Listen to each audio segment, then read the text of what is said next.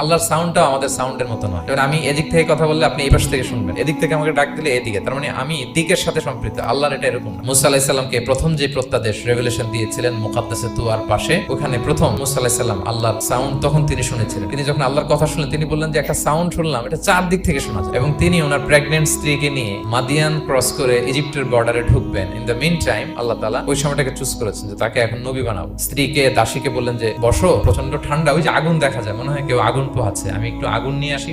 আগুনের কাছে যেয়ে দেখে সামনে যত যায় আগুন তত পেছায়। এবং আগুনটা সাধারণ আগুন না, একটা গাছ থেকে আগুন বেরোচ্ছে, কিন্তু ওই গাছের পাতা জ্বলে না, ডাল জ্বলে না, কিছুই হয় না। আসলে এটা আগুন না, এটা আল্লাহর নূর। আল্লাহর নূর সেখানে ফোকাস দেয়া হয়েছে। তো আল্লাহ তখন মুসা আলাইহিস সালামকে প্রত্যাদেশ করলেন যে ইন্নানি আনাল্লাহ লা ইলাহা ইল্লা আনা ফা'বুদনি, আমি আল্লাহ, ফা'বুদনি, আমার ইবাদত করো, ওয়া আকিমিস সালাতা লিযিকরি। আমরা ভুল করে অনেক সময় এরকম অবান্তর প্রশ্নগুলো করি। তো কোশ্চিন কালেও আপনি সৃষ্টির সাথে স্রষ্টাকে মিলাবেন না।